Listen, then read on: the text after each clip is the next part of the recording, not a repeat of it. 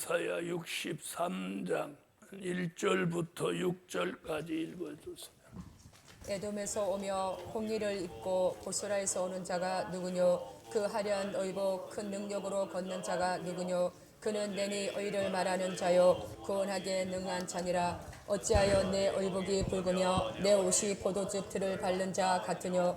만민 중에 나와 함께한 자가 없이 내가 홀로 포도즙 틀을 밟았는데 내가 노함을 인하여 무리를 밟았고 분함을 인하여 짓밟았으므로 그들의 선열이 내 옷에 띄어 내 의복을 다 더럽혔음이니 이는 내 원수 갚는 날이 내 마음에 있고 내 구속할 해가 왔으나 내가 본즉 도와주는 자도 없고 붙들어 주는 자도 없으므로 이상히 여겨 내 팔이 나를 구원하며 내 분이 나를 붙들었음이라. 내가 노함을 인하여 만민을 밟았으며 내가 분함을 인하여 그들을 지게 하고 그들의 선열로 땅에 쏟아지게 하였느니라. 아멘.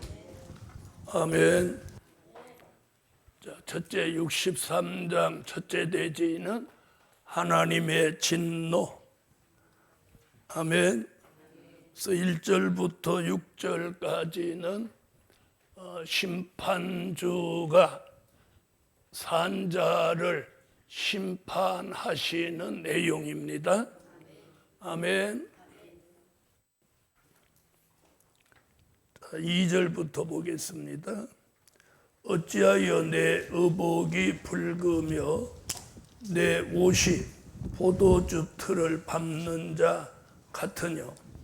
만민 중에 나와 함께 한 자가 없이 내가 홀로 포도즙 틀을 밟았는데 내가 노함을 인하여 무리를 밟았고 분함을 인하여 짓밟았으므로 그들의 선열이 내 옷에 띄어 내 의복을 다 더럽혔음이니라. 심판주가 악인을 짓밟는다 이런 얘기예요.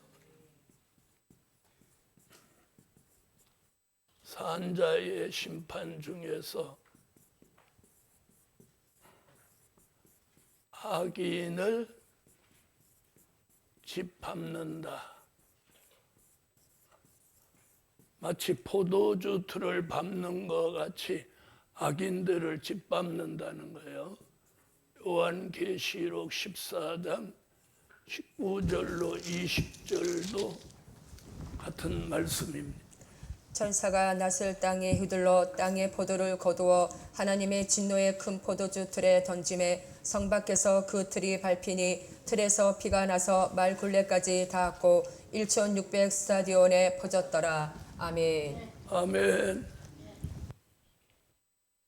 선열이 옷에 튀어서 옷이 더럽혀졌다 이런 말은 심판하시는 심판주의 역사를 표현한 거지 실제 예수님이 악인을 막 발로 짓밟아서 피가 튀고 그런 얘기가 아니에요. 아멘. 그래서 요한계시록 19장 11절로 13절에도 보면 예수님이 무슨 옷? 피 뿌린 옷을 입었다.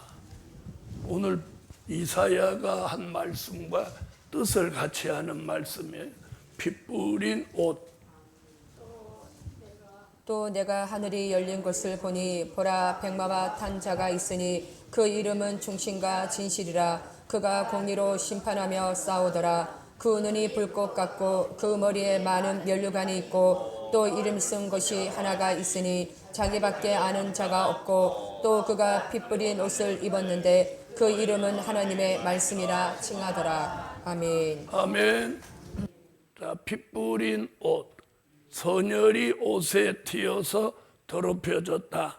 같은 얘기들이에요.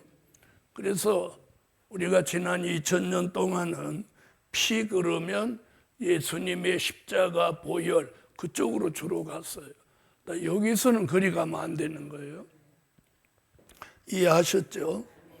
4절 보세요. 다시. 이는 내 원수 갚는 날이 내 마음에 있고 내 구속할 해가 왔으나 내가 본즉 도와주는 자도 없고 붙들어 주는 자도 없으므로 이상히 여겨 내 팔이 나를 구원하며 내 분이 나를 붙들었음이니라. 하나님이 진노, 그래서 하나님의 진노 얘기가 나오죠. 자, 진노는 스바냐 1장 18절에도 진노 얘기를 합니다. 그들의 은과 금이 여호와의 분노의 날에 능히 그들을 건지지 못할 것이며 이 온 땅이 여호와의 질투의 불에 삼키우리니 이는 여호와가 이 땅 모든 거민을 멸절하되 놀랍게 멸절할 것임이니라. 아멘. 아멘. 진노, 하나님의 진노. 하나님의 진노는 곧 뭘 말하는 거예요? 산자의 심판. 산자의 심판이 하나님의 진노입니다. 6절 내가 노함을 인하여 만민을 밟았으며 내가 분함을 인하여 그들을 취케하고 그들의 선열로 땅에 쏟아지게 하였느니라. 아멘. 자, 이렇게 하나님의 진노가 1절부터 6절까지 나타나는 산자의 심판을 누가 예언했어요? 이사야가 예언했죠. 이사야는 이 말씀과 함께 이사야 19장 1절로 4절에도 이사야 64장 1절로 4절에도 이사야 66장 15절로 16절에도 산자를 심판하는 말씀에 대해서 이사야가 이렇게 예언을 했습니다. 애굽에 관한 경고라. 보라, 여호와께서 빠른 구름을 타고 애굽에 임하시리니 애굽의 우상들이 그 앞에서 떨겠고 애굽인의 마음이 그 속에서 녹으리로다. 그가 애굽인을 격동하사 애굽인을 치게 하시리니 그들이 각기 형제를 치며 각기 이웃을 칠 것이요 성읍이 성읍을 치며 나라가 나라를 칠 것이며 애굽인의 정신이 그 속에서 쇠약할 것이요 그 도모는 그의 파신 바가 되리니 그들이 우상과 마술사와 신접한 자와 요술객에게 물으리로다. 그가 애굽인을 잔인한 군주의 손에 붙이시리니 포악한 왕이 그들을 치리하리라. 주 만군의 여호와의 말씀이니라. 아멘. 원컨대 주는 하늘을 가르고 강림하시고 주의 앞에서 산돌로 진동하기를 불이 섯을 사르며 불이 물을 끓임 같게 하사 주의 대적으로 주의 이름을 알게 하시며 열방으로 주의 앞에서 떨게 하옵소서. 주께서 강림하사 우리의 생각밖에 두려운 일을 행하시던 그때에 산들이 주의 앞에서 진동하여 싸우니 주 외에는 자기를 앙망하는 자를 위하여 이런 일을 행한 신을 예로부터 들은 자도 없고 귀로 깨달은 자도 없고 눈으로 본 자도 없었나이다. 아멘. 보라, 여호와께서 불의 옥이 되어 강림하시리니 그 수레들은 해리바람 같으리로다. 그가 격력한 미소로 노를 베푸시며 맹렬한 하염으로 견책하실 것이라. 여호와께서 불과 칼로 모든 혈육에게 심판을 베푸신즉 여호와께 살육당할 자가 많으리니. 아멘. 살육당할 자, 이것이 하나님의 진노입니다. 두 번째 대지는 진노의 날에 버림을 받을 자.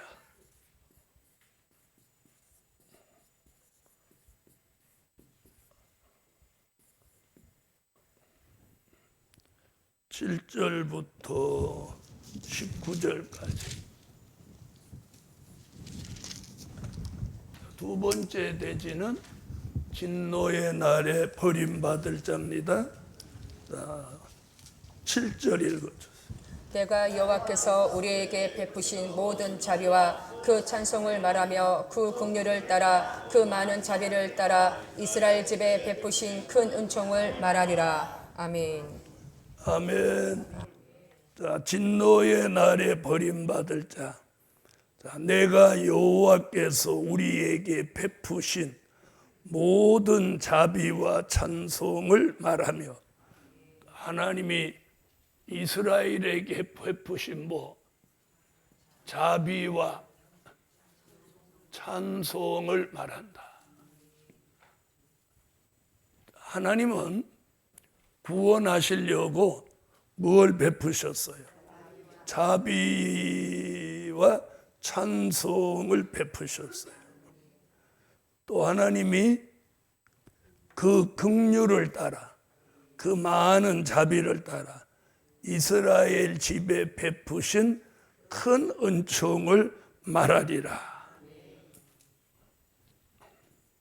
긍휼, 또 큰 은총 말하리라. 말하는 건 뭐예요? 자, 너희가 버림받을 행동을 하는데 나는 너희에게 자비와 찬송, 긍휼과 큰 은총을 베풀었다는 걸 알려주겠다는 거예요. 무엇 할지라도, 심판받을지라도. 아멘. 자, 8절, 여호와께서 말씀하시되 그들은 실로 나의 백성이요, 나의 백성이요, 거짓을 행치 아니하는 자녀라 하시고 그들의 구원자가 되셨다는 거예요. 자, 하나님의 백성은 하나님이 그들을 하나님의 백성으로 인정하신 거예요. 하나님의 백성. 인정하는 게 중요하죠. 자, 그래서 하나님의 백성이면 무엇을 말하면 안 돼? 에? 거짓을 말하지 않아야 돼. 거짓을 말하지 않아야 되는 거예요. 거짓을 말하지 아니하는 자녀로 인정하신 거예요. 자녀. 아멘. 이건 그 시대의 역사적인 관점에서 말하는 거예요. 그럼 우리 시대도 하나님의 백성으로 또 자녀로 하나님이 자비와 찬송과 긍휼과 큰 은총을 베풀었습니다. 그러므로 하나님의 자녀에게는 요한복음 1장 12절 전부 믿는 자예요. 그리고 하나님이 원하시는 것은 뭘 말하지 않는, 거짓을 말하지 않는 자녀라는 거예요. 거짓을 행치 아니하는, 말하지 않고 행치 아니, 거짓을 행치로. 거짓을 행치 않은 하나님의 자녀가 돼야 된다는 거예요. 그러나 그들은 그렇게 살지 않았다는 겁니다. 요한복음 1장 12절. 영접하는 자 곧 그 이름을 믿는 자들에게는 하나님의 자녀가 되는 권세를 주셨으니 아멘. 그들에게 하나님은 뭐가 되신다고? 구원자가 되신다고 그랬어요. 아멘. 그래서 요한복음 3장 16절에서 하나님과 예수를 믿고 하나님이 구원하실 뜻을 다 밝히셨죠. 그래서 역사적인 관점, 예언적인 관점, 이걸 분별해야 돼요. 그러니까 그 당시 이 역사는 역사적인 관점이고 그 말씀이 우리 시대에는 예언적인 관점이 되는 거예요. 하나님이 세상을 이처럼 사랑하사 독생자를 주셨으니 이는 저를 믿는 자마다 멸망치 않고 영생을 얻게 하려 하심이니라. 아멘. 자, 9절 보겠습니다. 그들의 모든 환난에 동참하사. 자,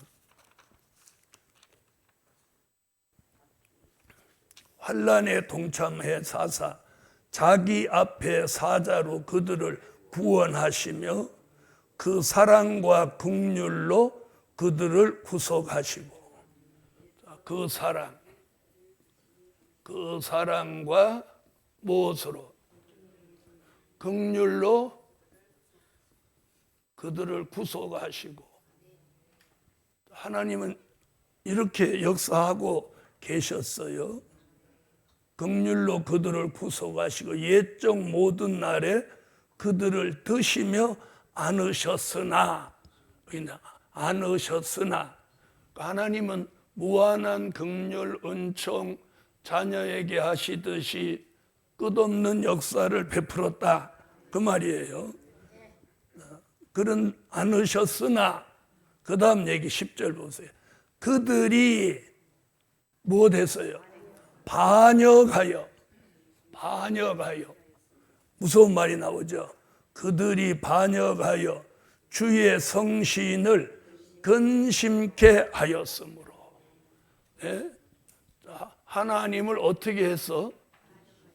반역하고. 무서운 말 나오죠. 그들이 어떻게 했어? 반역했다. 자, 반역이라는 말은 어딘데 쓰죠? 왕조 시대에 왕을 모반하는 죄가 반역죄입니다. 우리나라 같은 경우는 반역죄를 저지르면 부족을 멸했다고 그래요. 부족. 사돈의 8천이랬는데 사돈의 부족. 그러니까 아주 그 집안 친가 외가 씨를 말려버리는 거죠. 그만큼 무서운 죄가 무슨 죄예요? 반역했다는 거. 반역 무서운 얘기죠. 그래서 주의 성신을 어떻게 했어? 근심케 했다. 하나님을 근심케 했어요. 이게 진노의 날에 버림받을 자가 저지르는 거예요. 자, 우리 시대 우리가 하나님의 은혜와 은총을 입고 긍휼을 입고 구속을 입었어도 우리 시대 사람들이 하나님을 반역하는 짓을 하게 된다는 거예요. 그 반역이라는 말이 이사야 5장에 보면 변질 무슨 얘기인지 아세요? 믿음이 변질되는 게 반역입니다. 그 다음에 또 음료교회가 되는 게 반역이에요. 그래서 이사야 5장 1절로 7절 같이 변질되는 게 반역이고, 또 요한계시록 17장 1절로 3절 같이 큰 음료교회와 타협하고 빠지는 게 반역입니다. 내가 나의 사랑하는 자를 위하여 노래하되 나의 사랑하는 자의 포도원을 노래하리라. 나의 사랑하는 자에게 포도원이 있으며 심히 기름진 사내로다. 땅을 파서 돌을 제하고 극상품 포도나무를 심었었도다. 그 중에 망대를 세웠고 그 안에 술틀을 팠었도다. 좋은 포도 맺기를 바랐더니 들포도를 맺혔도다. 예루살렘 거민과 유다 사람들아 구하노니 이제 나와 내 포도원 사이에 판단하라. 내가 내 포도원을 위하여 행한 것 외에 무엇을 더할 것이 있었으랴. 내가 좋은 포도 맺기를 기다렸거늘 들포도를 맺힘은 어찌민고. 이제 내가 내 포도원에 어떻게 행할 것을 너희에게 이르리라. 내가 내 울타리를 걷어 먹힘을 당케 하며 그 담을 헐어 짓밟히게 할 것이요 내가 그것으로 항목해 하리니 다시는 가지를 자름이나 북을 돋우지 못하여 진려와 형극이 날 것이며 내가 또 구름을 명하여 그 위에 비를 내리지 말라 하리라 하셨으니 대저 만군의 여호와의 포도원은 이스라엘 족속이요 그의 기뻐하시는 나무는 유다 사람이라. 그들에게 공평을 바라셨더니 도리어 포악이요 그들에게 의로움을 바라셨더니 도리어 부르짖음이었도다. 아멘. 그 당시는 육적 이스라엘 당시는 하나님을 버리고 우상을 섬기고 우상에게 치우치는 게 반역하는 행위예요. 우리 시대는 무엇하는 게 반역이야? 신앙이 변질되는 게 반역인 거예요. 더 큰 반역은 우리 시대의 음료교회와 뜻을 같이 하는 게 반역입니다. 또 7 대접을 가진 7 천사 중 하나가 와서 내게 말하여 가로되 이리 오라. 많은 물리에 앉은 큰 음녀에 받을 심판을 내게 보이리라. 땅의 임금들도 그로 더불어 음행하였고 땅에 가는 자들도 그 음행의 포도주에 취하였다 하고 곧 성령으로 나를 데리고 강야로 가니라. 내가 보니 여자가 붉은빛 짐승을 탔는데 그 짐승의 몸에 참남된 이름들이 가득하고 7 머리와 10 뿔이 있으며. 아멘. 아멘. 자, 다시 보세요. 10절 그들이 반역하여 주의 성신을 근심케 하였으므로 그가 돌이켜 그들의 대적이 되사 친히 그들을 치셨더니. 자, 하나님이 이스라엘의 하나님이 아니고 어떻게 하는 이스라엘의 대적이 되신다는, 얼마나 무서운 얘기예요. 자, 우리 시대도 마찬가지예요. 우리 시대도 진노의 날에 버림받을 자는 하나님을 반역하고 근심케 함으로 하나님이 교회, 음녀 교회의 대적이 되는 거예요. 그래서 음녀 교회를 하나님이 교회로 보지 않고 뭘로 봐? 대적으로 보는 거예요. 그래서 음녀 교회가 심판을 받게 되는 겁니다. 아멘. 그래서 우리 시대에 가장 중요한 게 뭐냐? 변질되지 않아요. 그럼 음녀 교회와 타협한 것은 못한 거예요. 변질된 거예요. 그 다음 11절 백성이 옛적 모세의 날을 추억하여 가로되 백성과 양무리의 목자를 바다에서부터 올라오게 하신 자가 이제 어디 계시뇨? 그들 중에 성신을 두신 자가 이제 어디 계시뇨? 그 영광의 팔을 모세의 오른손과 함께 하시며 그 이름을 영영케 하려 하사 그들 앞에서 물로 갈라지게 하시고. 지금 어느 때 얘기를 지금 하고 계세요? 출애굽 때 얘기하고 계세요.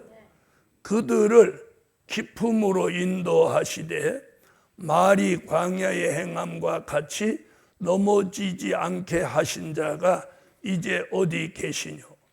여호와의 신이 그들로 골짜기로 내려가는 가축같이 편히 쉬게 하셨도다. 주께서 이같이 주의 백성을 인도하사 이름을 영화롭게 하셨나이다 하셨느니라. 모세의 날 얘기를 하는 거예요. 자, 출애굽 때도 무슨 일이 있었어요? 출애굽 때도 하나님이 히브리 민족을 이끌어내서 40년 동안 그들을 먹이고 입히고 보살폈으나 그들이 하나님을 반역했죠. 그래서 출애굽 1세대는 2사람, 여호수아 갈렙 2사람 남겨놓고 싹 다 쓸어서 없어졌어요. 그래서 지금 출애굽 역사 얘기 나오는데 고린도전서 10장 1절로 12절에 바울도 출애굽 때 역사를 거울로 경계로 삼으라. 거울로 삼아라. 또 경계로 삼아라. 그래서 우리는 이걸 거울로 경계로 삼아야 됩니다. 형제들아 너희가 알지 못하기를 내가 원치 아니하노니 우리 조상들이 다 구름 아래 있고 바다 가운데로 지나며 모세에게 속하여 다 구름과 바다에서 세례를 받고 다 같은 신령한 식물을 먹으며 다 같은 신령한 음료를 마셨으니 이는 저희를 따르는 신령한 반석으로부터 마셨음에 그 반석은 곧 그리스도시라. 그러나 저희의 다수를 하나님이 기뻐하지 아니하신 고로 저희가 강야에서 멸망을 받았느니라. 그런 일은 우리의 거울이 되어 우리로 하여금 저희가 악을 즐겨한 것 같이 즐겨하는 자가 되지 않게 하려 함이니 저희 중에 어떤 이들과 같이 너희는 우상 숭배하는 자가 되지 말라.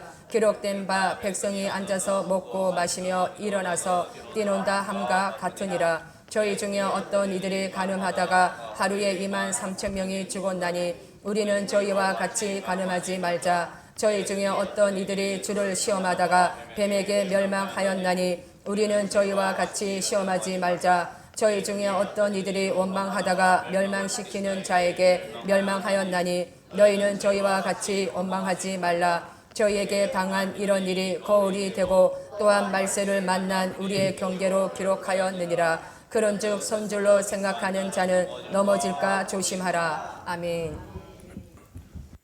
이사야는 지금 뭐라고 하느냐면 모세의 날을 추억하라고 합니다. 누구의 날을? 모세의 날을 추억하라. 바울도 출애굽 때 있었던 일을 거울로 경계로 삼으라. 이사야 11장 16절, 미가서 7장 15절에서 출애굽 때 역사 다시 생각나게 하신다. 그의 남아있는 백성을 위하여 아수르에서부터 돌아오는 대로가 있게 하시되 이스라엘이 애굽 땅에서 나오던 날과 같게 하시리라. 아멘. 가라사대 내가 애굽 땅에서 나오던 날과 같이 내가 그들에게 기사를 보이리라. 아멘. 자, 모세의 날을 11절 백성이 옛적 모세의 날을 추억하여 출애굽 때 있었던 일을 추억한다는 거예요. 그러면 우리가 좋은 추억을 만들어야지 멸망하는 추억을 만들면 안 되는데 이스라엘 백성은 우리보다 자기 조상들을 더 잘 알죠. 더 잘 알죠. 그럼에도 불구하고 하나님을 반역하여 진노의 날에 버림받을 자가 되고 말았다는 거예요. 그래서 우리는 이 말씀을 통해서 뭘로 삼아야 돼? 거울로 경계로 삼아서 하나님을 반역하는 삶을 살지 않아야 합니다. 아멘. 그 다음 보시겠습니다. 15절 주여 하늘에서 굽어 살피시며 주의 거룩하고 영화로운 초소에서 보옵소서. 주의 열성과 주의 능하신 행동이 이제 어디 있나이까? 주의 베푸시던 간곡한 자비와 긍휼이 내게 그쳤나이다. 자, 앞에서 자비와 긍휼 얘기 나왔었죠? 자비와 긍휼을 베푸셨는데 그들이 하나님을 반역하니까 무엇이 끝났어? 자비와 긍휼을 다시 베푸시지 않고 끝내버리셨다는 거예요. 자, 우리 시대도 바로 반역하는 행동을 해서는 안 된다는 걸 경고합니다. 16절 주는 우리 아버지시라. 아브라함은 우리를 모르고 이스라엘은 우리를 인정치 아니할지라도 여호와여 주는 우리의 아버지시라. 상고부터 주의 이름을 우리의 구속자라 하셨거늘 여호와여 어찌하여 우리로 주의 길에서 떠나게 하시며 우리의 마음을 강팍해 하사. 자, 여기 그 시대 사람들을 하나님이 버림받을 자는 어디서 떠나게? 주의 길에서 못하게 떠나게 하시고 주의 길에서 주의 길이 뭐예요? 진리의 길, 구원의 길이죠. 길에서 어떻게 떠나게 하시며 우리의 마음을 그 시대 사람들의 마음을 강팍하게 했다는 거예요. 마음을 강팍하게. 버림받을 자는 주의 길에서 떠나게 하고 마음을 어떻게 강팍하게 만드는 거예요. 그럼 우리 마음을 강팍하게 할 수도 있고 부드럽게 할 수도 있는 하나님이에요. 그래서 우리는 에스겔서 36장 26절, 에스겔서 11장 19절 같이 새 영과 새 마음, 부드러운 마음을 받아서 강팍한 마음으로 가지 않아야 합니다. 아멘. 또 새 영을 너희 속에 두고 새 마음을 너희에게 주되 너희 육신에서 굳은 마음을 제하고 부드러운 마음을 줄 것이며 아멘. 내가 그들에게 일치한 마음을 주고 그 속에 새 신을 주며 그 몸에서 굳은 마음을 제하고 부드러운 마음을 주어서 아멘. 자, 새 영과 새 마음, 우리는 부드러운 마음을 매일매일 받아야 돼. 그렇지 않으면 마음이 강팍해져서 주의 길에서 떠나게 된다라고 경고하고 있습니다. 다시 17절, 여호와여 어찌하여 우리로 주의 길에서 떠나게 하시며 우리의 마음을 강팍해 하사 주를 경외하지 않게 하시나이까. 주를 경외해야 되는데 주를 경외하지 않게 만든다는 거예요. 무서운 얘기죠. 그러니까 우리가 주를 경외하는 마음을 가지는 것도 우리 마음대로 할 수 있는 게 아니에요. 하나님이 우리가 여호와를 경외하도록 만들어요.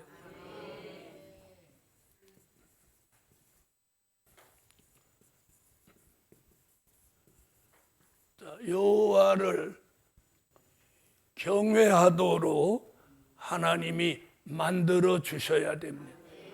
여호와를 경외하도록 만들어 주셔요. 그러려면 이사야 11장 2절로 3절 같이 여호와를 경외하는 신이 와야 돼요. 여호와의 신 곧 지혜와 총명의 신이요 모략과 재능의 신이요 지식과 여호와를 경외하는 신이 그 위에 강림하시리니 그가 여호와를 경외함으로 즐거움을 삼을 것이며 그 눈에 보이는 대로 심판치 아니하며 귀에 들리는 대로 판단치 아니하며 아멘.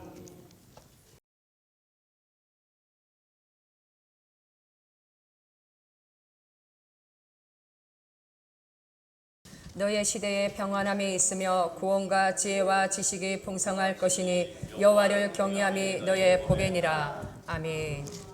그때에 여호와를 경외하는 자들이 피차에 말하매 여호와께서 그것을 분명히 들으시고 여호와를 경외하는 자와 그 이름을 존중히 생각하는 자를 위하여 여호와 앞에 있는 기념책에 기록하셨느니라. 만군의 여호와가 이루노라. 내가 나의 정한 날에 그들로 나의 특별한 소유를 삼을 것이요 또 사람이 자기를 섬기는 아들을 아낌같이 내가 그들을 아끼리니 그때에 너희가 돌아와서 어인과 악인이며 하나님을 섬기는 자와 섬기지 아니하는 자를 분별하리라. 아멘. 우리는 매일매일 새 영과 새 마음을 주셔서 여호와 하나님을 경외하도록 만들어 주셔야, 그래야 진노의 날에 버림받지 않을 수 있다. 계시록 11장 18절. 이방들이 분노하며 주의 진노가 임하여 죽은 자를 심판하시며 종 선지자들과 성도들과 또 물론 대소하고 주의 이름을 경외하는 자들에게 상 주시며 또 땅을 망하게 하는 자들을 멸망시키실 때로소이다 하더라. 아멘. 아멘. 주를 경외하는 자들에게 무엇 주셔? 상 주신다. 다시 본문으로 오세요.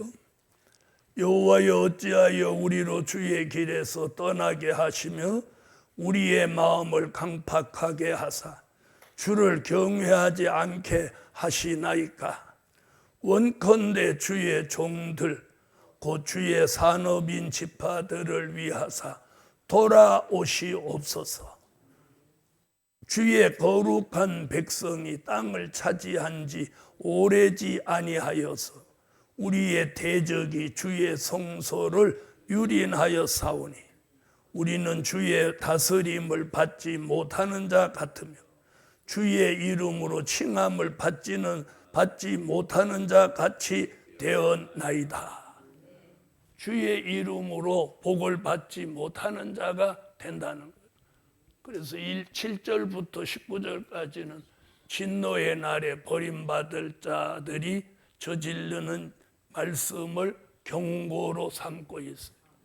여기서 우리가 굉장히 중요하게 보는 건 반역이라는 단어. 하나님을 반역하고 하나님의 성신을 어떻게 근심하게 만든다. 그리고 하나님이 그들을 진노의 날에 버림받을 자들은 무슨 마음을 줘요? 강팍한 마음을 주고 누구를 경외하지 못하도록, 여호와를 경외하지 못하도록 만든다는 거예요. 자, 이것이 얼마나 무서운 일인지 우리는 오늘 경고로, 경계로, 거울로 삼으셔야 하겠습니다. 아멘.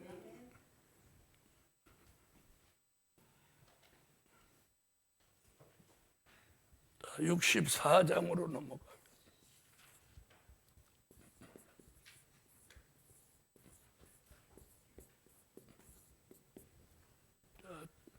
이사야 64장 공부할 제목은 주의 마지막 역사.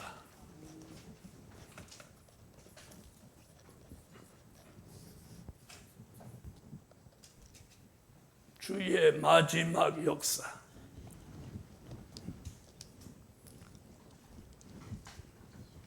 첫째, 주의 강림.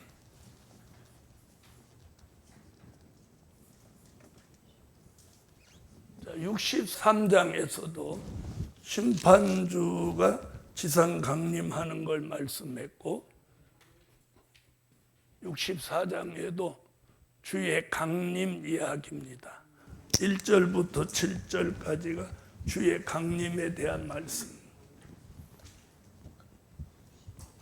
원컨대 주는 하늘을 가르고 강림하시고 주의 앞에서 산들로 진동하기를 불이 솥을 사르며 불이 물을 끓음 같게 하사 주의 대적으로 주의 이름을 알게 하시며 열방으로 주의 앞에서 떨게 하옵소서. 주께서 강림하사 우리의 생각 밖에 두려운 일을 행하시던 그때에 산들이 주의 앞에서 진동하여 싸우니 주 외에는 자기를 앙망하는 자를 위하여 이런 일을 행한 신을 예로부터 들은 자도 없고 귀로 깨달은 자도 없고 눈으로 본 자도 없었나이다. 주께서 기쁘게 의를 행하는 자와 주의 길에서 주를 기억하는 자를 선대하시거늘 우리가 범죄하였으므로 주께서 진하여 싸우며 이 현상이 이미 오래 싸우니 우리가 어찌 구원을 있으리까. 대저 우리는 다 부정한 자 같아서 우리의 의는 다 더러운 옷 같으며 우리는 다 세폐함이 잎사귀 같으므로 우리의 제약이 바람같이 우리를 몰아가나이다. 주의 이름을 부르는 자가 없으며 스스로 분발하여 주를 붙잡는 자가 없사오니 이는 주께서 우리에게 얼굴을 숨기시며 우리의 제약을 인하여 우리로 소멸되게 하셨음이니이다. 아멘.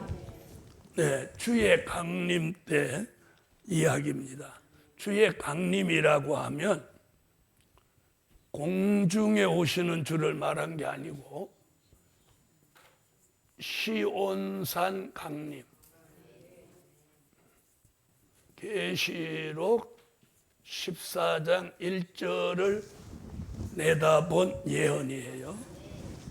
또 내가 보니 보라 어린 양이 시온산에 섰고 그와 함께 14만 4천이 섰는데 그 이마에 어린 양의 이름과 그 아버지의 이름을 쓴 것이 있도다. 아멘. 자, 1절 보겠습니다. 원컨대 주는 하늘을 가르고 강림하시고. 그래서 주님이 지상에 오시는 걸 이제 표현을 다르게 하는 사람이 있어요.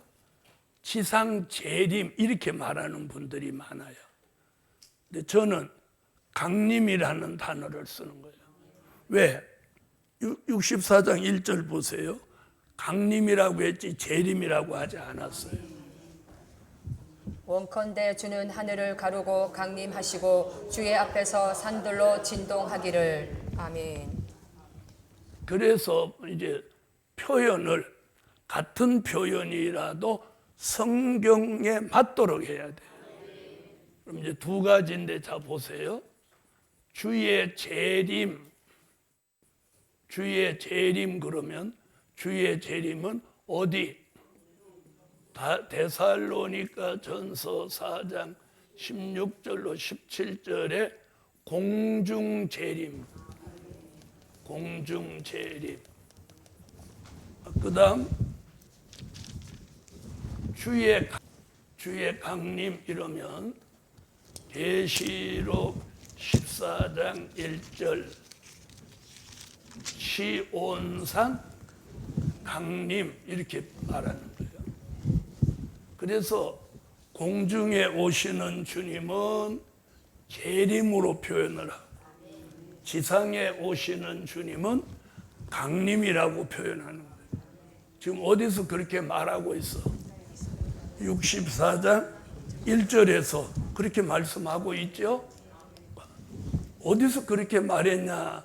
그럼 성경에 근거가 있어야 돼. 다시 읽어봐요. 64장 1절. 원컨대 주는 하늘을 가르고 강림하시고 주의 앞에서 산들로 진동하기를. 아멘. 분명히 강림이죠? 아멘. 그래서 14장 1절 시온산 강림, 또 공중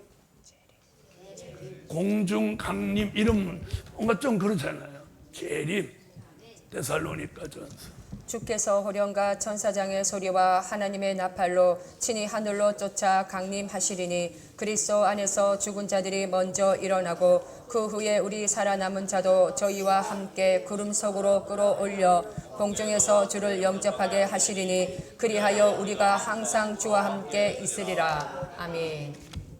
아멘. 아멘. 또 내가 보니 보라 어린 양이 시온산에 섰고 그와 함께 14만 4천이 섰는데 그 이마에 어린 양의 이름과 그 아버지의 이름을 쓴 것이 있도다. 아멘. 자, 초림도 한 번, 재림도 한 번입니다. 잘 보세요. 초림의 주가 오실 때는 마리아 모태를 경유해서 어디에 오셨어요? 세상에 나셨죠? 세상에 나셨. 재림도 어디를 경유해서? 공중을 경유해서 지상에 오시는 거예요.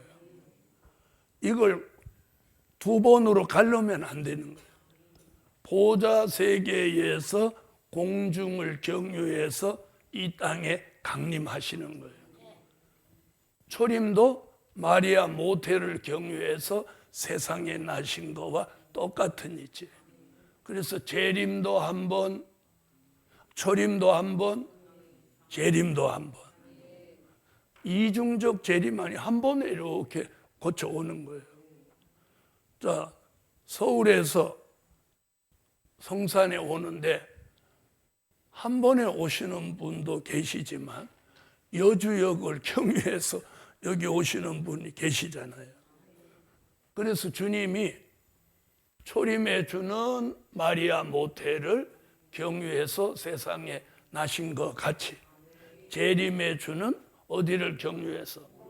공중을 경유해서 시온산 강림으로 이루어지니 지상 강림하시는 건 지상 재림이라는 단어를 쓰지 않고 뭐라고?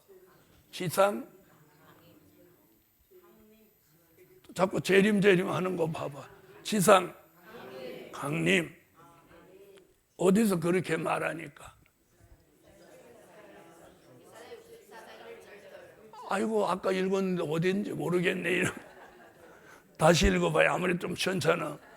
64장 1절. 원컨대 주는 하늘을 가르고 강림하시고 주의 앞에서 산들로 진동하기를. 아멘. 이렇게 말하는 게 표현이 더 분명한 거예요. 그렇죠? 공중 재림, 지상 강림.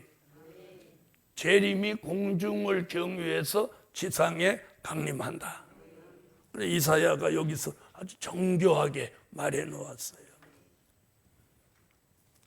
원컨대 주는 하늘을 가르고 강림하시고 주의 앞에서 산들로 진동하기를 불이 섭을 사르며 불이 물을 끓임 같게 하사. 이것은 재림 얘기가 아니고 심판에 관계된 이야기라는 걸 우리가 단번에 알 수 있죠? 단번에 알 수 있어요. 주의 대적으로 주의 이름을 알게 하시며 열방으로 주의 앞에서 떨게 하옵소서. 열방으로 주님이 지상 강림하면 떨게 하는 거예요. 자, 떠는 일이 어디에 답이 있냐면 요한계시록 6장 12절로 17절 보면 사람들이 주님 앞에 떨어요.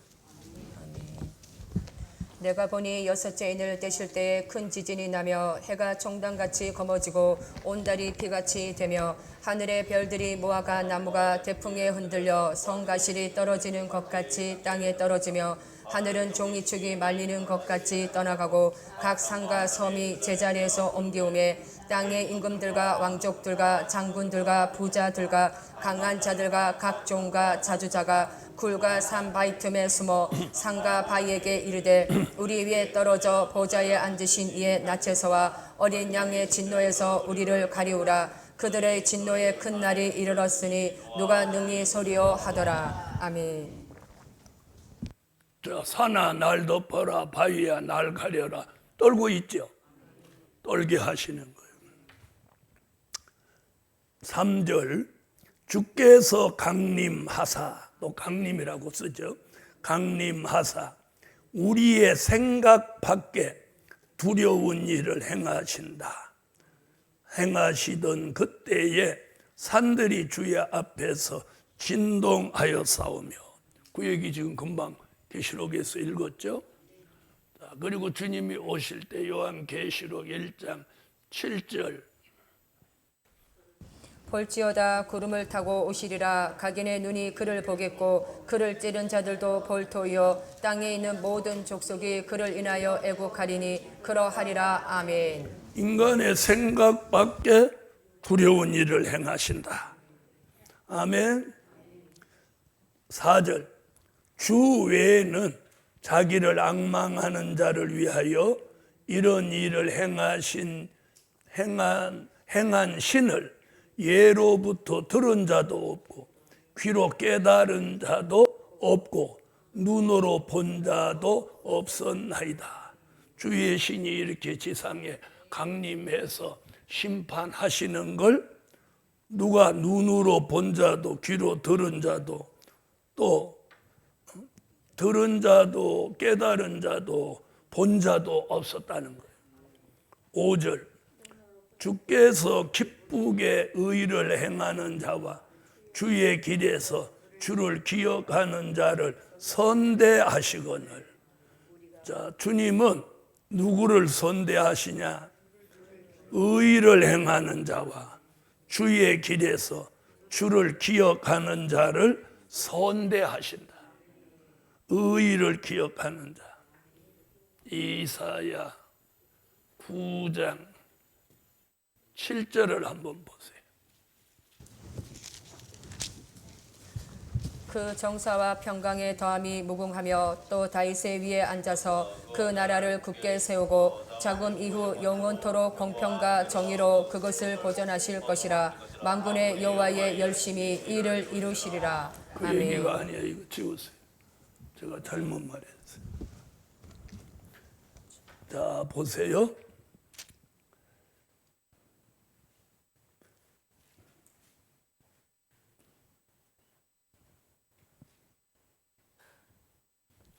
주께서 진노하셨사오나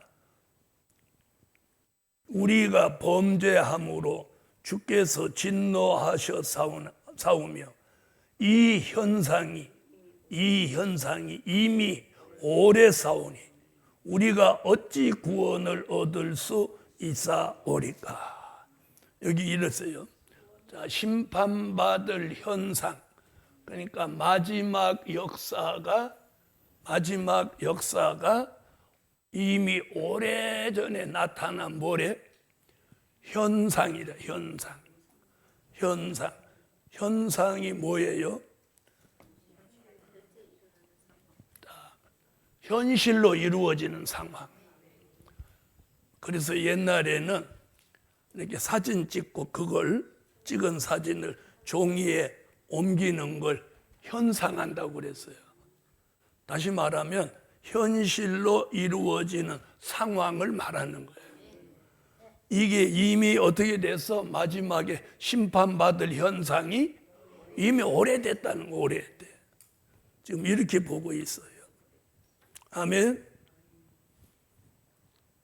이 현상이 이미 오래 싸우니 우리가 어찌 구원을 얻을 수 있으리까? 이 마지막에 구원받기 어렵다는 거예요. 6절 보겠습니다. 대저 우리는 다 부정한 자 같아서 우리의 의는 다 더러운 옷 같으며. 자, 우리가 가지고 있는 의가 무슨 옷 같대? 네, 더러운 옷 같다는 거예요.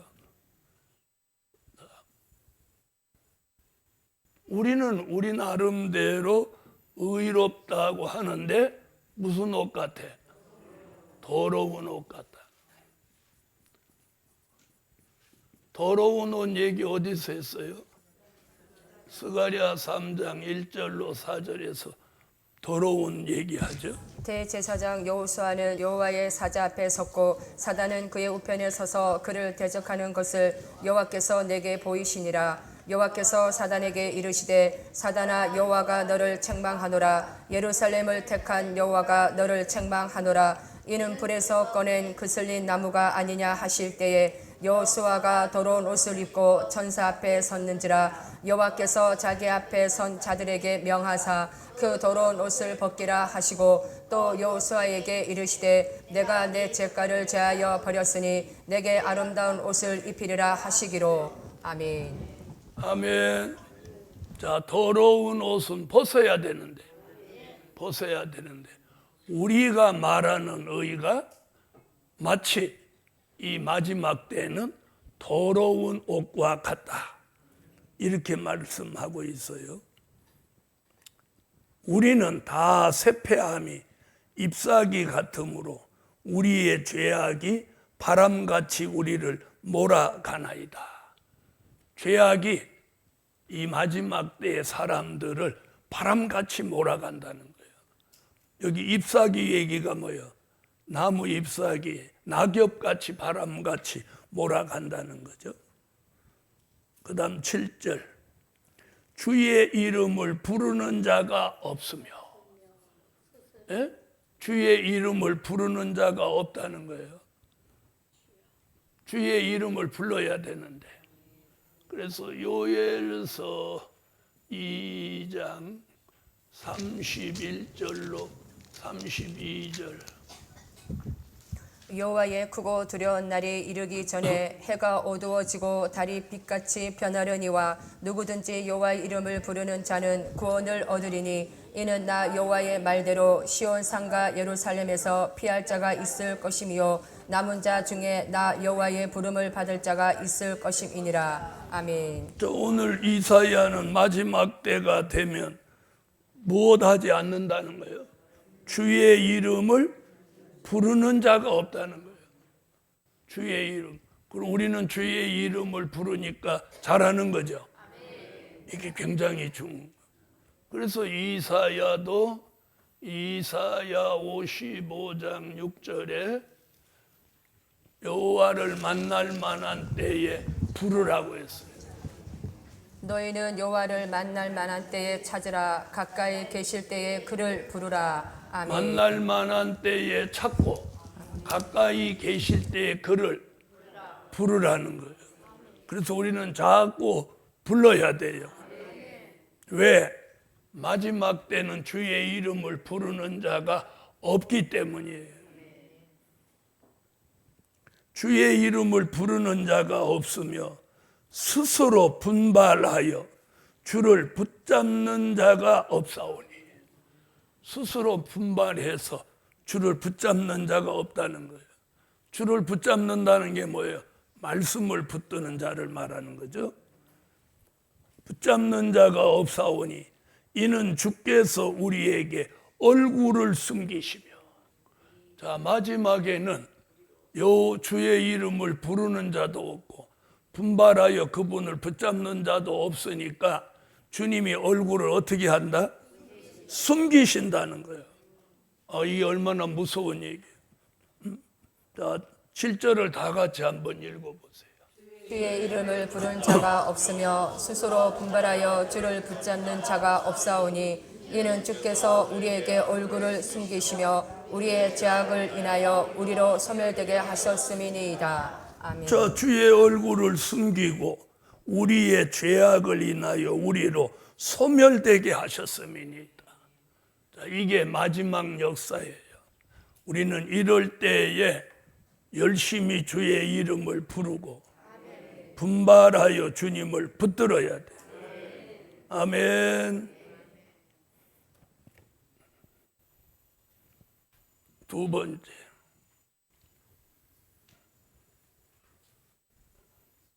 1절부터 7절은 주의 강림 때를 말씀한 거고, 둘 때는 심판, 주의 심판을 말씀합니다.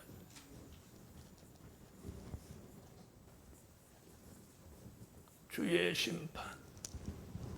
8절부터 한 절씩 하겠습니다.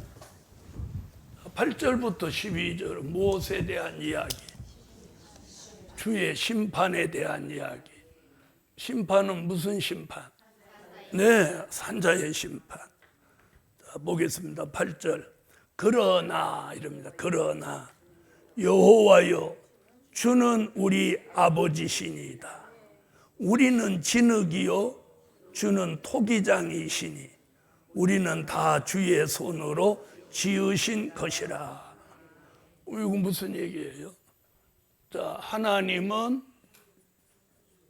토기장이, 우리는 진흙이에요. 이렇게 비유해요. 그래서 창세기 3장에서 선악과를 따먹고 범죄한 아담과 하와에게 뭐라고 말씀했어요? 너는 흙이니 필경 흙으로 돌아가리라. 하나님은 이 진흙을 필요한 그릇을 만드실 수도 있고 이걸 만들었던 그릇을 깨부실 수도 있어요. 그래서 하나님은 토기장이라고 비유를 하셨어요. 그럼 우리는 진흙이요 주는 토기장이시니 우리는 다 주의 손으로 지으신 것이라. 그럼 뭐예요? 우리가 그분의 창조물. 그래서 우리는 뭐라고 하는 거예요? 피조물이라고. 그분이 만들었으니 그분이 우리의 뭐가 되는 거예요? 주인이 되시는 거예요. 주인이고 창조주가 되시는 거예요. 그럼에도 불구하고 자기가 주인 행세를 하고 있는 거예요. 그래서 심판받게 되는 거예요. 그래서 8절부터 12절까지는 무엇에 대한 얘기? 주의 심판에 대한 이야기예요. 9절 여호와여 과히 분노하지 마옵시며 죄악을 영영히 기억하지 마옵소서. 부하오니 보시옵소서. 보시옵소서. 우리는 다 주의 백성이니이다. 아무리 이렇게 봐도 소용없어. 못 할 거니까 심판하신다. 그래서 우리가 보세요. 굉장히 무서운 게 뭐냐? 주님의 지상 강림 이후에는 무엇만 있을 뿐이야? 심판. 구원은 없는 거예요.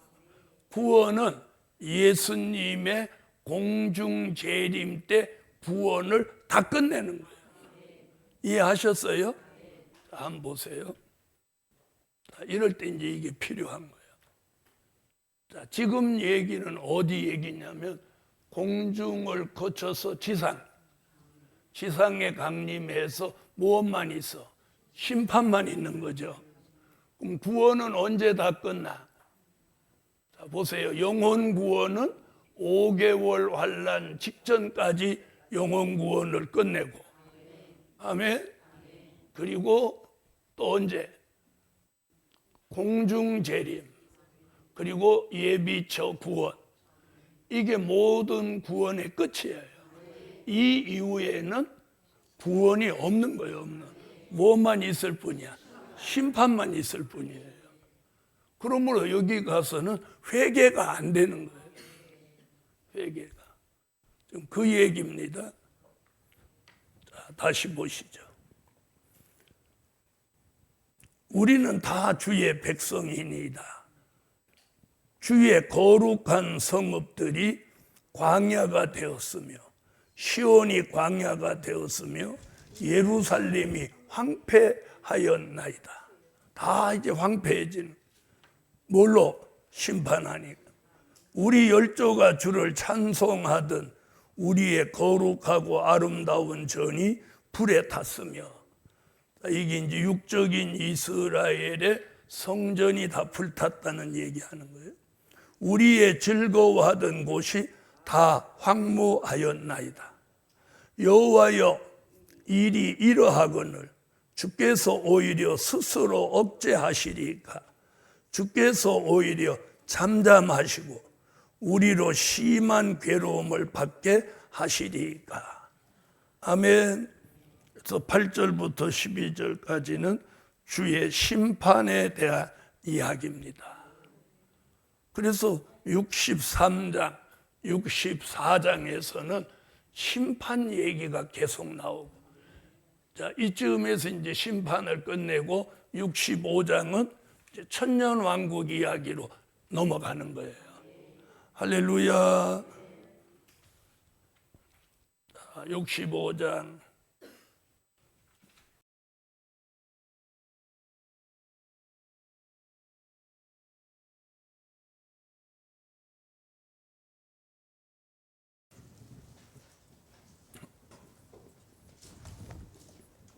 (65장) 공부할 제목은 천년왕국의 형편.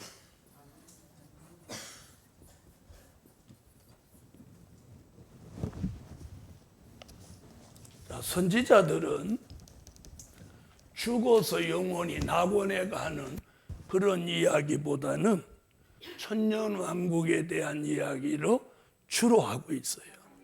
그래서 65장 공부할 제목은 뭐예요?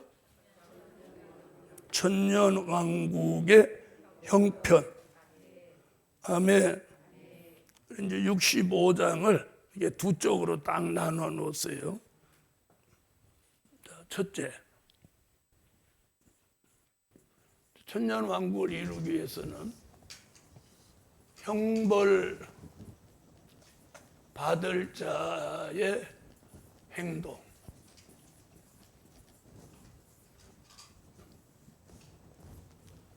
천년왕국을 이루려면 63장, 65장 같이 모대 심판이 있고, 그 심판에 형벌 받을 자의 행동을 하는 사람들이 나온다는 거예요.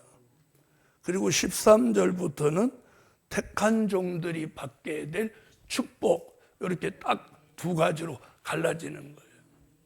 그럼 우리는 뭐 하면 안 돼? 그렇지. 형벌 받을 자의 행동을 하면 안 되는 거예요. 행동. 그래서 지난 2000년 동안은 뭘 많이 가졌어요? 믿음. 행위보다는 믿음을 말씀했지만, 이제 우리 시대는 행동을 잘해야 되는 거예요. 행동. 자, 음녀교회와 타협하는 것도 행동으로 타협을 하게 되는 거잖아요. 그렇죠? 65장 1절로 12절, 1절부터 보겠습니다. 나는 나를 구하지 아니하던 자에게 물음을 받았으며 나를 찾지 아니하던 자에게 찾아냄이 되었으며 내 이름을 부르지 아니하던 나라에게 내가 여기 있노라 내가 여기 있노라 하였노라. 자, 하나님은 이렇게 했다는 거예요. 그러면 형벌 받을 자는 무엇을 했다는 거예요? 여호와를 구하지도 않고 찾지도 않고 그 이름을 부르지도 않는 나라가 있다는 거죠. 아멘. 지금 그 얘기입니다. 그래서 형벌 받을 자는 이런 행동을 한다는 거예요. 2절 내가 종일 손을 펴서 자기 생각을 쫓아 불선한 길을 행하는 패역한 백성들을 불렀나니. 자, 종일 손을 펴서 자기 생각을 쫓는다. 자기 생각을 쫓는 자. 이게 형벌 받을 자의 행동이에요. 자기 생각을 쫓는 게 이게 형벌 받을 자의 행동이에요. 그래서 이사야 55장 6절로 11절에서 어떻게 하래요? 어떻게 하래요? 자기 생각을 내려놓으라는 거예요. 자기 생각. 아멘. 자기 생각을 내려놓으라. 너희는 여호와를 만날 만한 때에 찾으라. 가까이 계실 때에 그를 부르라. 악인은 그 길을 불의한 자는 그 생각을 버리고 여호와께로 돌아오라. 그리하면 그가 긍휼히 여기시리라. 우리 하나님께로 나아오라. 그가 널리 용서하시리라. 여호와의 말씀에 내 생각은 너희 생각과 다르며 내 길은 너희 길과 달라서 하늘이 땅보다 높음같이 내 길은 너희 길보다 높으며 내 생각은 너희 생각보다 높으니라. 비와 눈이 하늘에서 내려서는 다시 그리로 가지 않고 토지를 적시어서 싹이 나게 하며 열매가 맺게 하여 파종하는 자에게 종자를 주며 먹는 자에게 양식을 줌과 같이 내 입에서 나가는 말도 헛되이 내게로 돌아오지 아니하고 나의 뜻을 이루며 나의 명하여 보낸 일에 형통하리라. 아멘. 자, 여기 자기 생각을 쫓고 그 길이 무슨 길? 불선한 길이에요. 이사야가 지금 뭐라고 그래요? 네 생각대로 하지 말고 내 생각대로 해라. 네 길로 가지 말고 내가 원하는 길을 가라. 그 얘기잖아요. 그 사람이 환난 시대 하나님의 뜻을 이루게 된다. 3절 곧 동산에서 제사하며 벽돌 위에서 분향하여 내 앞에서 항상 내 노를 일으키는 백성이라. 자, 보세요. 제사를 어디서 지낸대요? 가까운 자기네 집 동산에서 제사를 드린다는 거예요. 그 당시는 어디로 가서 제사 드려야 돼요? 예루살렘 성전에 가서 드려야죠. 근데 그 시대 사람들이 곧 동산에서 제사하며 그러면 거기가 산당이 되는 거죠. 벽돌에 분향하며 내 앞에서 항상 내 노를 일으키는 백성. 이게 뭐예요? 형벌 받을 자의 행동이에요. 자꾸 하나님의 노를 일으키는 일만 한다는 거예요. 그래서 우리 시대는 예배 잘 드려야 되는 거예요. 그 시대는 제사를 바로 드려야 되고. 자, 4절 그들이 무덤 사이에 앉으며 은밀한 초소에서 지내며 돼지고기를 먹으며 가증한 물건의 국을 그릇에 담으면서. 자, 그럼 그 당시 무슨 고기 먹으면 안 된다는 얘기예요? 돼지고기. 또 부정한 거, 가증한 거 먹지 말아야 된다. 그릇에 담으면서 사람에게 이르기를 너는 내 자리에 섰고 내게 가까이 하지 말라. 나는 너보다 거룩하니라. 네? 돼지고기 먹고 이렇게 부정한 삶을 해서 형벌 받을 자의 행동을 하면서 다른 사람 보고 뭐라고 한다고? 내가 너보다 어떻게? 자기가 남보다 거룩하다고 하는 거예요. 그래서 우리가 이거 굉장히 잘 들으셔야 돼요. 내가 가까이 하지 말라. 나는 너보다 거룩함이니라 하나니 이런 자들은 내 코의 연기요 종일 타는 불이로다. 이런 자들은 종일 타는 불같이 심판받는다. 그래서 이것이 뭐라고 지금 얘기해요? 형벌 받을 자의 행동. 그래서 1절부터 12절에 나오는 여기에 우리가 걸리면 안 돼요. 이건 무엇 받을 자의 행동이니까? 형벌 받을 자의 행동이니까. 6절로 가겠어요. 보라 이것이 내 앞에 기록되었으니 이걸 다 1절부터 5절까지 일어나는 이 현상을 못 해놓는데요. 기록해 놓는데 기록해. 못할 자의 행동을 형벌 받을 자의 행동을 기록해 놓는다는 거예요. 보라 이것이 내 앞에 기록되었으니 내가 잠잠치 아니하고 반드시 보응하되 그들의 품에 보응할지라. 보응을 내린다는 거예요.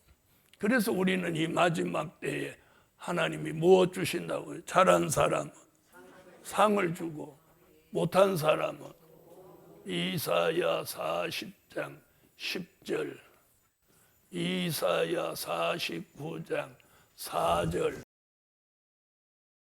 상급과 보응 얘기가 있는 여기는 형벌 받을 자의 행동을 하는 자는 무엇 받아? 보응. 행위대로 갚아주는 걸 보응이라고 합니다. 보라 주 여호와께서 장차 강한 자로 임하실 것이요 친히 그 팔로 다스리실 것이라. 보라 상급이 그에게 있고 보응이 그 앞에 있으며. 아멘.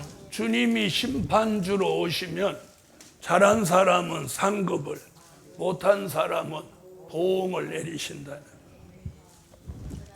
그러나 나는 말하기를 내가 헛되이 수고하였으며 무익히 공연히 내 힘을 다하였다 하였도다. 정령이 나의 신원이 여호와께 있고 나의 보응이 나의 하나님께 있느니라. 아멘. 아멘. 상급과 보응. 우리는 뭐? 상급 받아야죠. 7절로 갑니다. 너희의 죄악과 너희 열조의 죄악을 함께 하리니 그들이 산 위에서 분향하며 산당을 지어놓고 거기서 제사 지낸다는 거예요. 작은 산 위에서 나를 능욕하였습니다. 그러므로 내가 먼저 그 행위를 헤아리고 그 품에 보응하리라. 여호와가 말하였느니라. 행위를 헤아린다. 행위.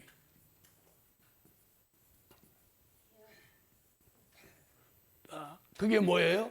형벌 받을 자의 행동. 그 행위를 낱낱이 세워가지고 무엇 내려? 보응을 내린다는 보응. 그 행위대로 보응을 받도록 한다는 거예요.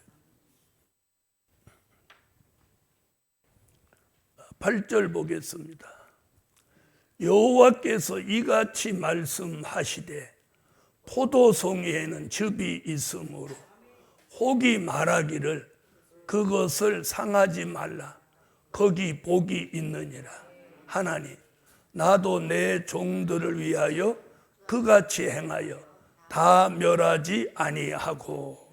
자, 여기 이제 무슨 얘기가 나오냐면 모든 사람이 마지막 때에 무엇 받을 자의 행동을 하는데 형벌 받을 자의 행동을 하는데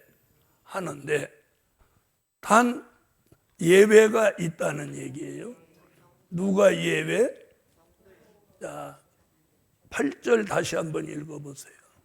여호와께서 이같이 말씀하시되 포도송이에는 즙이 있으므로 혹이 말하기를 그것을 상하지 말라. 거기 복이 있느니라 하나니 나도 내 종들을 위하여 그같이 행하여 다 멸하지 아니하고. 아멘. 내 종들을 무엇같이?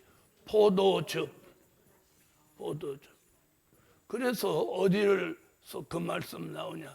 요한계시록 6장 5절로 6절에서 감람류와 포도주는 해치 마라, 그 말씀으로 이어져요. 셋째 인을 떼실 때에 내가 들으니 셋째 생물이 말하되 오라 하기로 내가 보니 검은 말이 나오는데 그 탄 자가 손에 저울을 가졌더라. 내가 내 생물 사이로서 나는 듯하는 음성을 들으니 가로되 한 데나리온의 밀 한 대요 한 데나리온의 보리 석대로다. 또 감람류와 포도주는 해치 말라 하더라. 아멘. 이 말은 무슨 말이냐면 선지서의 말씀을 받은 종, 선지서의 말씀을 받은 종을 뭐라고 그래요? 포도즙. 그래서 내 종들, 형벌받을 자의 행동을 해도 내 종들은 하나님이 아끼시고 지키신다. 그래서 이사야 25장 6절로 8절, 이사야 55장 1절로 3절. 만군의 여호와께서 이 산에서 만민을 위하여 기름진 것과 오래 저장하였던 포도주로 연회를 베푸시리니 곧 골수가 가득한 기름진 것과 오래 저장하였던 맑은 포도주로 하실 것이며 또 이 산에서 모든 민족의 그 가려진 면박과 열방의 그 덮인 휘장을 제하시며 사망을 영원히 멸하실 것이라. 주 여호와께서 모든 얼굴에서 눈물을 씻기시며 그 백성의 수치를 온 천하에서 제하시리라. 여호와께서 이같이 말씀하셨느니라. 아멘. 너희 목마른 자들아 물로 나오라. 돈 없는 자도 오라. 너희는 와서 사 먹되 돈 없이 값없이 와서 포도주와 젖을 사라. 너희가 어찌하여 양식 아닌 것을 위하여 은을 달아주며 배부르게 못할 것을 위하여 수고하느냐. 나를 청종하라. 그리하면 너희가 좋은 것을 먹을 것이며 너희 마음이 기름진 것으로 즐거움을 얻으리라. 너희는 귀를 기울이고 내게 나와 들으라. 그리하면 너희 영혼이 살리라. 내가 너희에게 영원한 언약을 세우리니 곧 다윗에게 허락한 확실한 은혜니라. 아멘. 형벌받을 자들이 행동을 안 좋게 해도 구원받을 종들은 선지서의 말씀을 받아서 형벌받을 자의 행동을 따라가지 않는다는 거예요. 9절입니다. 내가 야곱 중에서 씨를 내며 야곱 중에서 씨를 낸다.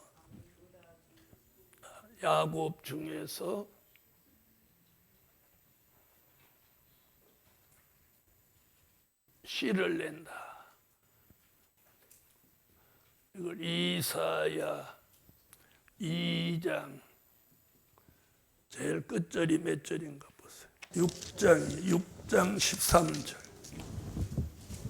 그 중에 10분의 1이 오히려 남아있을지라도 이것도 삼키운 바 될 것이나 밤나무 상수리 나무가 배임을 당하여도 그 구루터기는 남아있는 것 같이 거룩한 씨가 이 땅의 구루터기니라. 아멘. 거룩한 씨. 자, 거룩한 씨는 오늘 본문은 야곱 중에 씨를 남긴다. 그 사람들이 누구예요? 그 다음에 포도주 같은 종들을 야곱 중에 씨로 남겨. 그래서 이 땅에 거룩한 씨로 남겨서 어디 들어가게 해?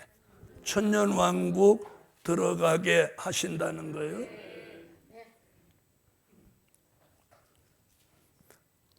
내가 야곱 중에서 씨를 내며 유다 중에서 나의 산들을 기업으로 얻을 자를 내리니 나의 택한 자가 이를 기업으로 얻을 것이요 나의 종들이 거기 거할 것이라. 자, 야곱의 기업.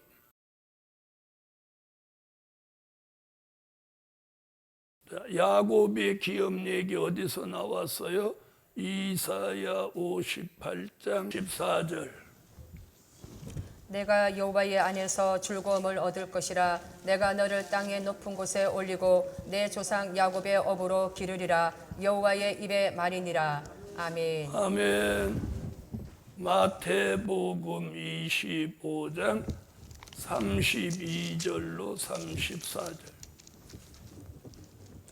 모든 민족을 그 앞에 모으고 각각 분별하기를 목자가 양과 염소를 분별하는 것 같이 하여 양은 그 오른편에 염소는 왼편에 두리라. 그때의 임금이 그 오른편에 있는 자들에게 이르시되 내 아버지께 복받을 자들이여 나와 창세로부터 너희를 위하여 예비된 나라를 상속하라. 아멘. 예비된 나라를 상속하라.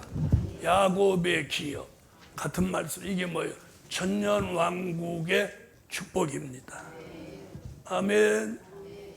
그래서 형벌 받을 자들은 이렇게 안 좋은 행동을 할 때 거룩한 시 야곱의 시가 될 사람은 기업을 얻게 된다는 겁니다. 10절. 사로는 양떼의 우리가 되겠고 아굴 골짜기는 소떼의 눕는 곳이 되어 나를 찾은 내 백성의 소유가 되려니와. 천년왕국의 기업은 종들의 소유가 되려니와. 그 다음 이제 11절. 형벌 받을 자는 이런 행동을 한다는 거예요. 오직 나 여호와를 버리며 나의 성산을 잊고 갓에게 상을 베풀어 놓으며. 여기 갓이라는 말이 무슨 말이냐?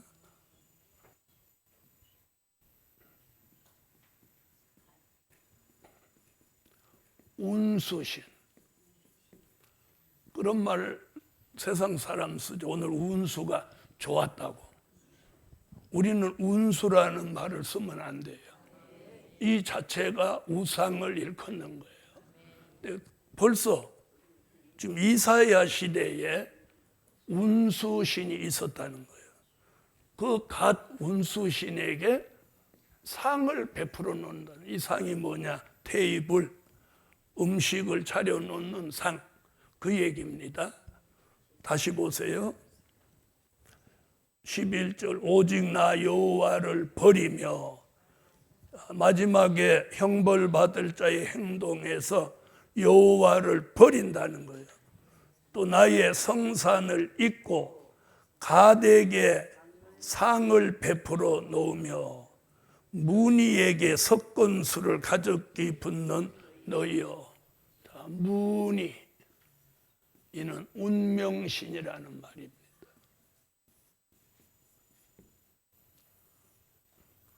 이거 세상에서 많이 쓰는 거죠. 운수 좋다 이런 말 하면 안 되는 거예요. 너는 나의 운명이다. 누구 만나면 그러죠. 너는 나의 운명이야. 너하고 나하고 만나서 사는 건 운명이야.